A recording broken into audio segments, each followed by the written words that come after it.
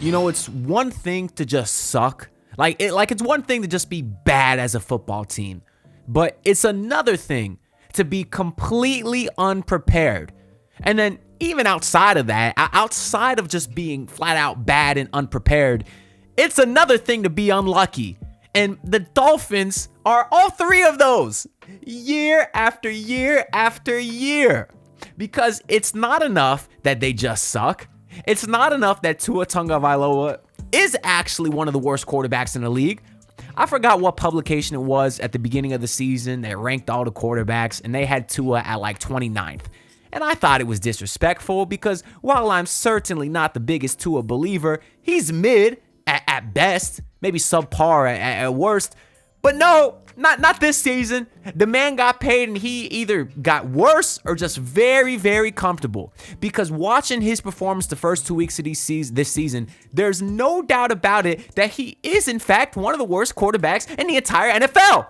The man, whenever the moment gets too big, whenever his first option is taken away, whenever the slightest little bit thing doesn't go his way, whenever it's slightly under 70 degrees outside, whenever he's playing a good team, he's terrible. Whether it's a turnover, taking a sack, running out of bounds, missing guys wide open left and right and left and right. And if you're just looking at the box score, it looks like a fine day today. Hell, I've been telling y'all for the last 3 videos that my favorite prop this weekend on FanDuel, shout out to them, was Tua over 232 passing yards. I told y'all to smash the over. And there was I'm not going to say there was no doubt about it. The Dolphins had like 8 yards total in the first quarter. But Tua did finish strong. 315 yards, 2 touchdowns, and 1 interception. But if you watch the way he's actually playing the games, on that last drive of the game when the Dolphins got the ball back, the defense finally made a play to give the Dolphins a ball back with about 2 minutes to go. All they needed was 60 yards to get a touchdown, and you watch what Tua Tagovailoa did? Oh my God, you would swear the guy never played football before. You would swear it was me out there under center for the Miami Dolphins the way Tua was looking out there. Just completely blind out there, taking sacks on 4th down when it's the last play of the game, not even attempting to throw the ball downfield when you need yards. And then the drive right before that, where the Dolphins had another chance to take the lead, he just got pressured a little bit, just a smidge of pressure, and threw it right into the middle of the field, right to the Patriots defender for his first pick of the game. How do you not see the Patriots defender right in front of you? This season, he's got 4 picks already, and all 4 are basically thrown right to the defender, like he can't see. Oh my God. What a disgusting performance for the Miami Dolphins. Why am I getting mad? We shouldn't be surprised. I guess I'm more so mad that it's the not just bad performance, but like we talked about earlier, the unpreparedness, the barely being able to get plays off at times, the constant false starts after holdings after false starts. And then if that wasn't enough, they also have luck against them. The curse of the Tenkesta is true once again for the 30th year in a row, 40th year in a row? I don't know. How long's the curse of the Tenkesta's been around? I guess ever since they got rid of Joe Robbie Stadium or whatever it is, right? I don't remember.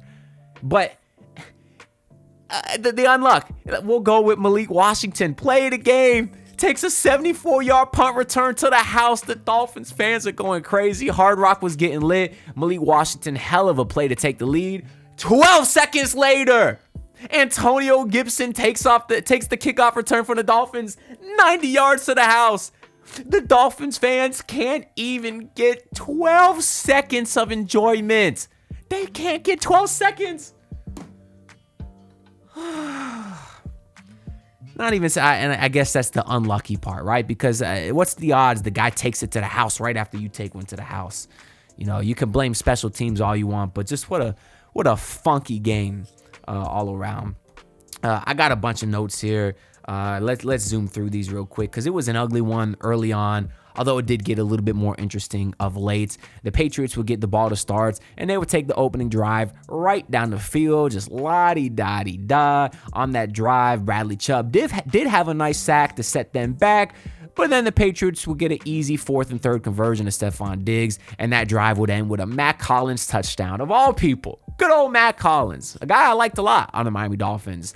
Probably best known for that catch he had off that insane Ryan Fitzpatrick throw versus the Raiders, where Fitzpatrick had his face mask grabbed and Hollins caught that big grab. I will forever love Mac Hollins because of that. But he was rubbing some salt in the wound today with that touchdown. Andy Borregales would miss the extra point for the Patriots. So Fins would only be down 6-0. And then on the next Dolphins drive, it looked like things were about to be worst case scenario once again because Tua had an awful pick as the Dolphins were about to go 3 and out. But fortunately for him, it was negated by the Patriots lining up in the neutral zone. But again, no idea where Tua was going with that ball in the middle of the field. But regardless, pick was called back. The Dolphins still went 3 and out. They had no chance on the third down pass to Achane on that one. The booing in that stadium became overwhelming. You could hear it vibrating through the TV. And while I'm not personally one who likes to boo my team at a game, I just feel like it's sort of counterproductive. I can't say I blame the fans that were booing. And then coming back from timeout, the announcers on TV, they mentioned this players-only meeting that the Dolphins had after week 1 and how Mike McDaniel was saying before the game that he saw a difference in practice after the players-only meeting. Really? Where? Because it was all the same BS today that we saw in week 1 last week, that we saw all of last year and all the year before. I'm tired of Mike McDaniel. Before the game, they had the person flying the plane with the banner that said fire Greer, fire McDaniel, and I couldn't agree more because I'm tired of it. I'm tired of all this talk that the little Mike McDaniel with his little stupid glasses, you expect the unexpected to not be expected. Shut the hell up! Shut up! I'm tired of hearing you talk, Mike McDaniel. The next Patriots drive, they would convert multiple easy third downs as the Dolphins defense provided no resistance whatsoever. Drake May was escaping the pocket and running for yards with ease. It'd be nice if the Dolphins had a quarterback that could run, like 99% of quarterbacks could do in today's NFL. But no, not Tua. Tua's a statue standing in there. Oh, where do I go? Oh, they're trying to sack me. Take the sack. Oh, throw a pick. Come on. We talked about this yesterday. I gave Carson Beck tons of credit for his ability to move in the pocket. Had a nice running touchdown yesterday. And it's just so refreshing to see after years of watching Tua just stand there in the pocket like a statue. I'm getting sick of it. Even Drake May, he was doing whatever he wanted with his legs out there today. He would finish with a beautiful touchdown pass that drive, though, to Keyshawn Boot. It wasn't actually bad coverage by Jack Jones on that one, so I want to give that Dolphins CB a little bit of credit there. Fortunately, Borregales missed his second extra points, so it would only be 12-0 for the Patriots. It's a shame we couldn't force him to a field goal considering he was struggling, but it is what it is. Of course, I like my guy, Andy Borregales from the U. A little bit of weird to see him struggle so far because he was literally 62 of 62 on extra points in 4 years in Miami. But anyways, he will miss that. It'll be 12-0 Pats. It's looking like a worst case scenario for the Dolphins. I refreshed Twitter. I see Jalen Ramsey got his first pick with the Steelers, and just more salt in the wound for Dolphins fans. It's like everything going wrong for them at once. But the Dolphins actually were able to answer. This is when the offense started to pick up a little bit. They had a nice drive, although I was annoyed. Every single pass was behind the line of scrimmage, literally every single one, except for the touchdown pass, which was actually a pretty perfect throw to Jalen Waddle running through the back of the end zone. So I give Tua credit for that. Nice 20-yard pass from him, and he did do a good job on that drive getting everyone involved. We saw a couple passes to Ollie Gordon and Achane and a couple handoffs to Malik Washington. Tyreek Hill was involved as well. So nice drive. Dolphins will go down 12-7. And then on the next Patriots drive, Chop Robinson gets a great sack to back up the Patriots a little bit. I do like watching Chop out there do his little boom / celebration. He's always fun to watch. But then there was a defensive holding on the Dolphins. Jason Marshall would give the Patriots an automatic first, so the Dolphins cannot get out of their own way. But then the Dolphins, they would luckily get a stop on 3rd and goal from the 4. So although the Patriots were moving down a little bit, the Dolphins defense did hold there to their credit. A field goal for them would make it 15-7. But does mean that the Dolphins gave up points on all 10 possessions so far this season, which is pitiful. It really is. For all this talk about how great the Dolphins D-line is, yeah, they had a couple of sacks early. They were also getting run through a lot by Ramondre Stevenson today, and they couldn't really contain Drake May. But it is difficult considering how poor the secondary is. So, I don't know. I'd like to see this Dolphins defense with a competent secondary. I guess Rasul Douglas was okay today too, though. But then the Dolphins would get the ball back with 2 minutes to go and 2 timeouts. But they would only need a minute and a half. because they did another great job playing with some up-tempo. Achane took a short pass to the house, breaking like 3 tackles. It was a hell of a play. The Dolphins will go for a 2-point conversion, but have a false start, first of many. These should be set plays for your 2-point conversions. You should never, ever mess them up. And in back-to-back weeks, the Dolphins just can't get out of their own way on that stuff.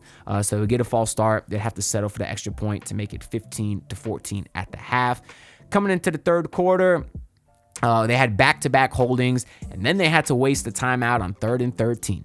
You come out of halftime where you had all this time to talk about how you want to start your drive to start the third quarter, and you have back-to-back holdings and waste a timeout on 3rd and 13?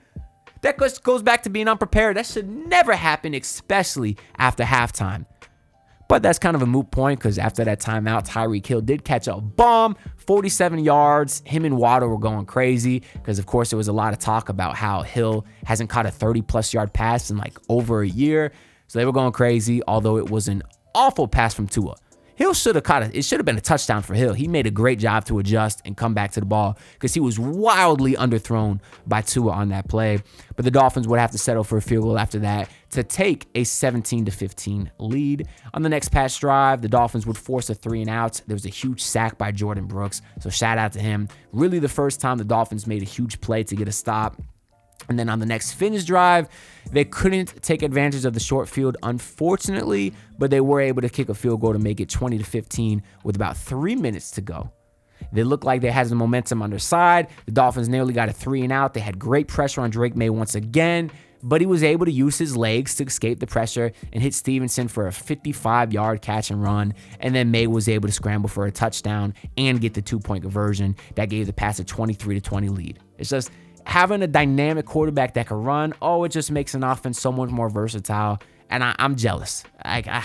You can't have a statue like Tua in today's game, and Drake May continues showing why. Even though he's not a super shifty type of player, you have to have that ability a little bit. And Drake May at least has that, and help the Patriots take the lead then. Going into the fourth quarter, the Patriots would get a stop on the Dolphins' chance to take the lead. They would get the ball back. Willie Gay finally getting some defensive snaps after an impressive training camp. Didn't play week 1 for some reason, but he played today. Made a great play to make it a 3rd and long for the Patriots. It would be 3rd and 12.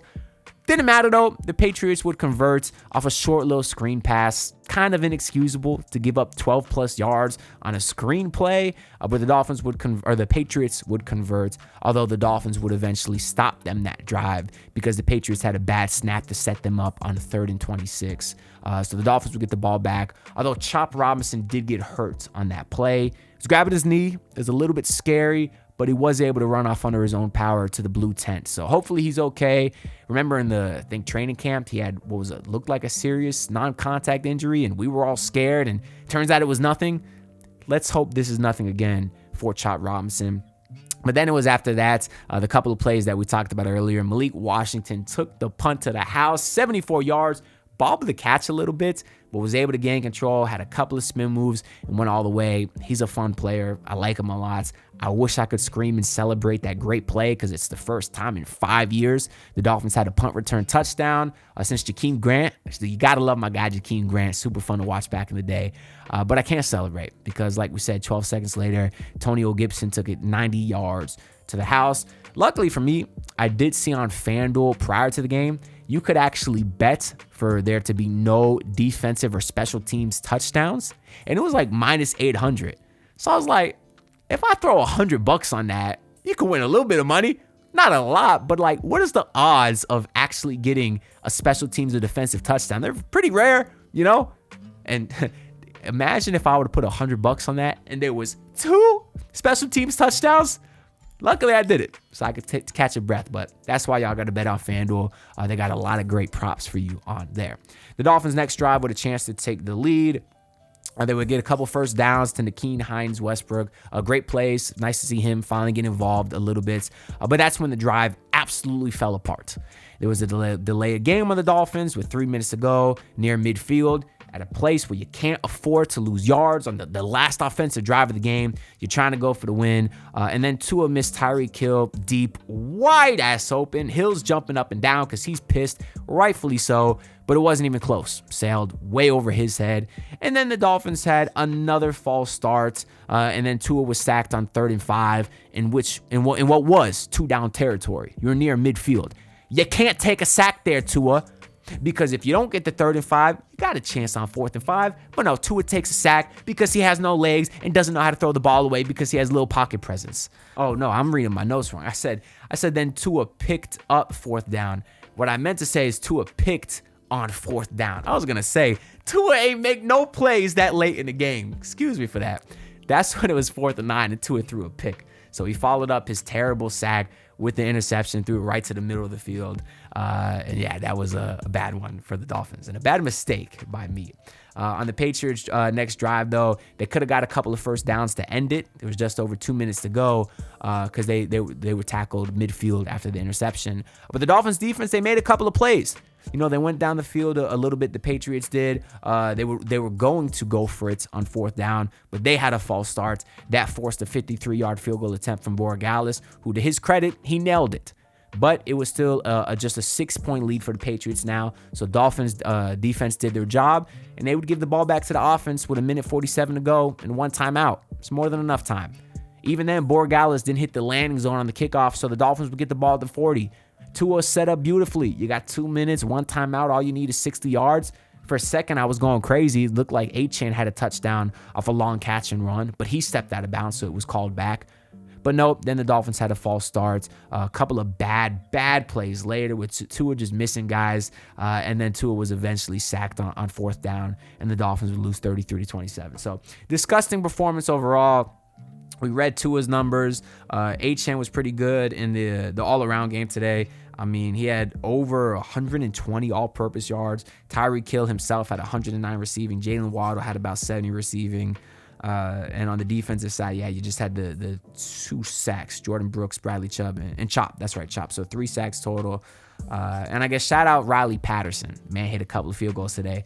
Wasn't super optimistic about him after the Dolphins signed him after Jason Sanders' injury. But hey, I'll give the young guy some credit. I have no idea how old he is. I'm assuming he's young because I never heard of him. They said he was on the Patriots practice squad a few years back. But anyways, I don't know. This is all set up for the Dolphins' next game, which is Thursday night on the road. So short week on the road, prime time in Buffalo, who just spanked the hell out of the New York Jets today. So I'll tell you what, go on FanDuel, take every Dolphins under right now, and you have the potential to make a lot of money, and that's going to be an ugly one. Good news is Hurricanes are balling, number 4 team in the country. Hockey kicks off in less than 25 days. Heat preseason is just a few weeks away. So we got other stuff for the Miami Dolphins, and hope y'all fantasy teams are doing well too, because that's about all I'm watching football for nowadays anyways, at least NFL football. Let me know y'all thoughts down below.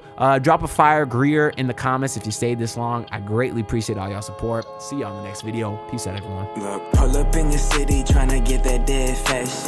Do it on my own, I don't need no dead weight.